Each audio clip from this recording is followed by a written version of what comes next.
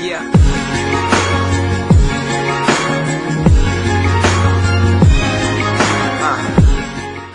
Salut les amis de Nature Santé et bienvenue sur notre chaîne YouTube qui s'intéresse à la santé au naturel, à votre bien-être et aux astuces.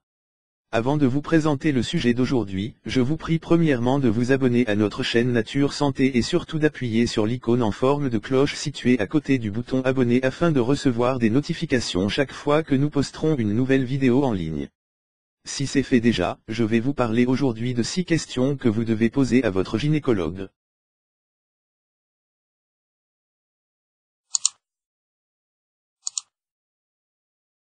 Puisque chaque corps féminin agit de manière différente, nous devrions aller chez un gynécologue avant le moindre doute et ne pas nous laisser guider par les opinions ou les diagnostics des autres. La plupart des femmes se lancent aujourd'hui dans le monde de la sexualité sans avoir auparavant consulté un gynécologue. C'est l'une des erreurs les plus courantes. Et les risques de souffrir de maladies ou de tomber enceinte augmentent considérablement. De nos jours, la plupart des femmes ne réalisent pas à quel point il est important de contrôler leur vie sexuelle. De cette façon, vous vous évitez des frayeurs, des mauvais moments et les conséquences d'avoir commencé à avoir des relations sexuelles sans aucune indication. En plus, maintenant que les jeunes commencent à avoir des rapports sexuels dès le plus jeune âge, il est impératif de tout savoir sur le sujet, de clarifier les doutes, et, plus important, de connaître les risques des rapports sexuels non protégés. C'est pour cela que le gynécologue existe, pour vous prévenir, vous informer, éviter les grossesses non désirées, les maladies sexuellement transmissibles, MST, et, dans certains cas, réguler votre cycle menstruel. Les avantages d'un spécialiste dans ce domaine sont immenses. Le gynécologue n'est pas seulement là pour vous dire quoi faire ou la meilleure méthode que vous devriez suivre. Vous pouvez consulter pour des douleurs vaginales, comme des infections ou de la douleur dans les glandes mammaires, et ainsi diagnostiquer ou exclure le cancer. La plupart des personnes n'y vont pas pour des raisons multiples, la peur, honte, timidité ou problèmes économiques, entre autres. Cependant, il est vraiment important d'aller chez un spécialiste pour pouvoir prendre le contrôle de votre corps, sexuellement parlant. Et vous ne devez pas seulement poser des questions par rapport au sexe.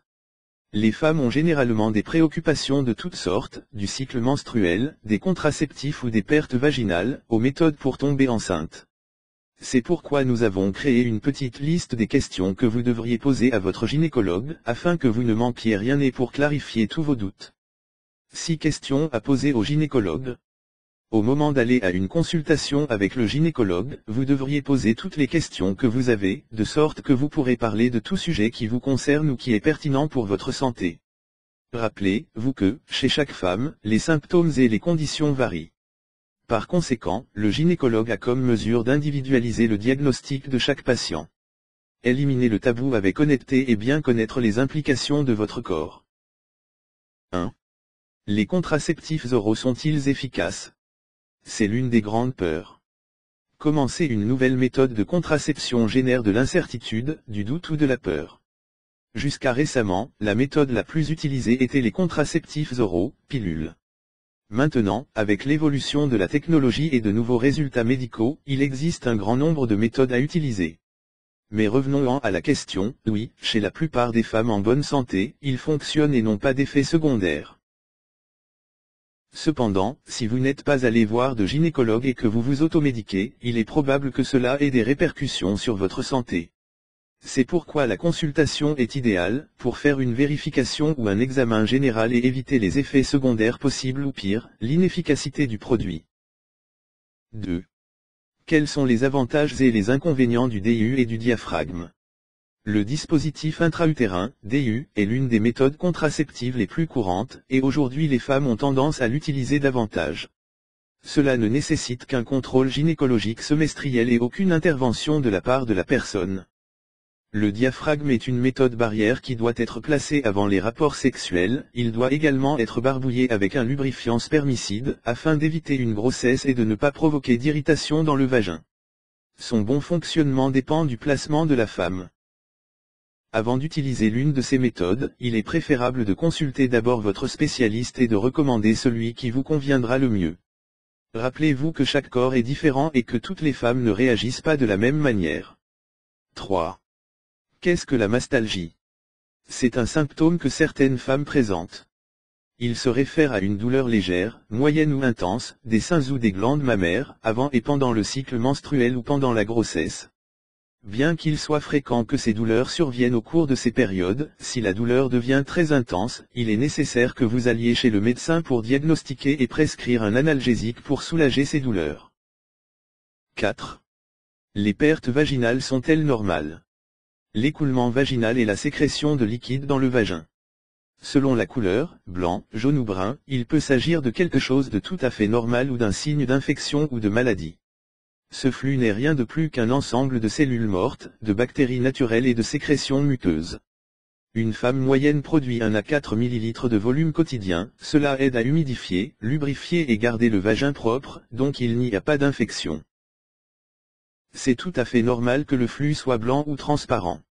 Au contraire, la leucorrhée est un écoulement vaginal anormal, produit par des bactéries et des champignons, présentant une couleur jaunâtre, qui est habituellement le produit d'infection.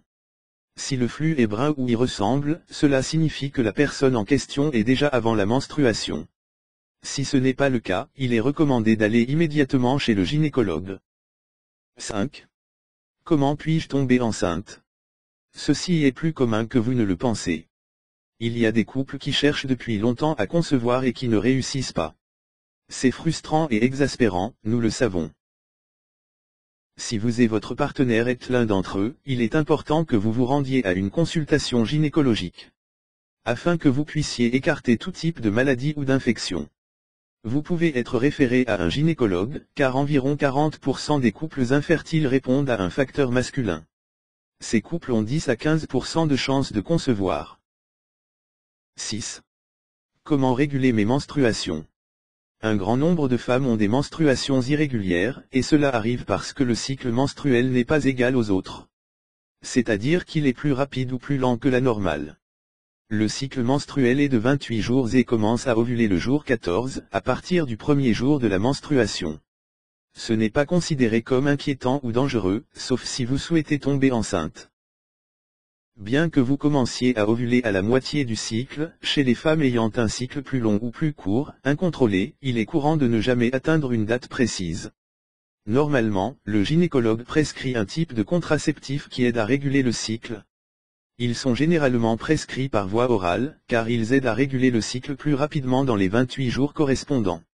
Chez les femmes irrégulières, ce cycle peut varier de 21 à 40 jours. En conclusion, il y a plusieurs raisons d'aller voir un gynécologue. Chaque femme a besoin de tout savoir sur les soins et le fonctionnement de l'organe sexuel féminin. Si vous n'êtes pas encore allé consulter, il est temps pour vous de faire le premier pas pour vous informer.